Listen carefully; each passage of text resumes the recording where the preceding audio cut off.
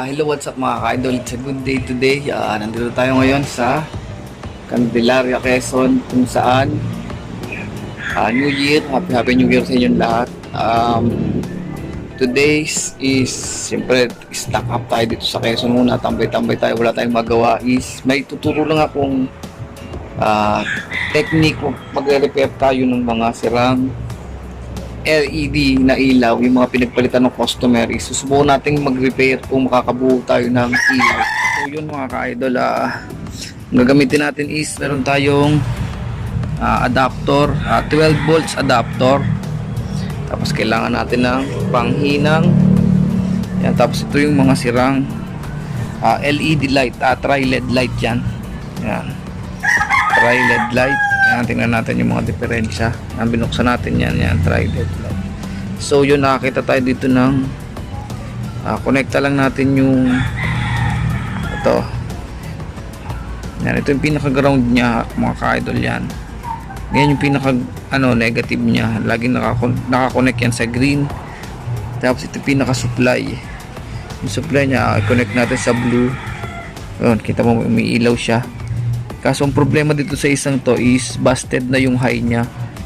Siguro IC na. Tapos dito naman sa isa, connect natin dito. Yan, ay. Yan. Alright, yan. So yun, natin mong ilaw siya.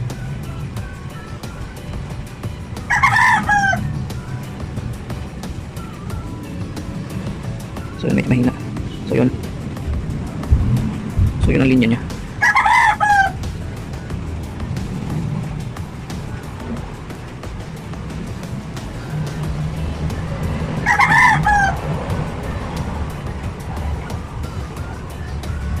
So yun ang ilaw siya.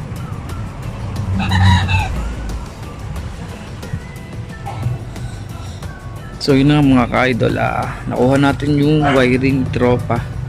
Ito yung low. Ito yung low nya. Yan. Kita nyo ba mga ka-idol yan? Tapos ito yung high. Kaya mas maliwanag yung high. Ito yung low. Alright, yan. Hininang lang natin yan. Yan yung color coding nya. Yellow, black, white, and then red. Tapos yung supply is yung low. Tapos yung gitna yung ground. Tapos yung blue yung high yan. So yun, na-repair natin siya. Meron na tayong ilaw. Subukan natin, ikakabit natin sa motor. Nakabit natin dyan sa Honda Beat.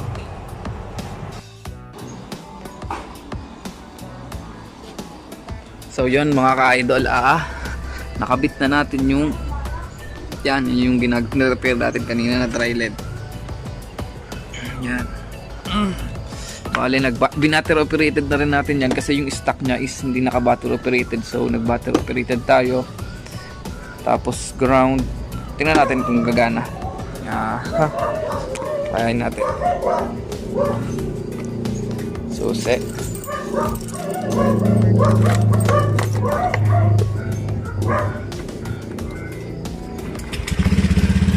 So yun, naglagay nga pala tayo ng switch mga ka-idol yan. Ito yung pinaka switch ng headlight nya. So yun, yan yung low. Yan. Tapos high. Yan. Low, high. So ibig sabihin na pagana natin yung ating tri-LED. Hindi lang natin alam kung hanggang kailan. Alright. Switch. Naka-battery operated na yan. Nabuhayin na natin. Hindi umaandar, pwede natin buhayin. High. Yan. Ibig sabihin naka-battery operated siya. Ang advantage ng battery operated is hindi bigla yung pasok ng kuryente niya. Stable lang yung kuryente niya. FI naman, malakas naman magkarga yung FI. Kaya okay lang. Ganito na lang mga ka-idol. Bye bye.